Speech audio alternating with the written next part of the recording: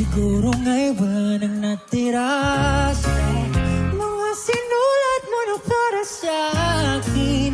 Alam kong luha ang bumubura, ngunit hayaan mo na lang. Walang saysay ang panalangin ko, hindi ako ang hahanapin mo. Kahit sigaw pa ang pagsama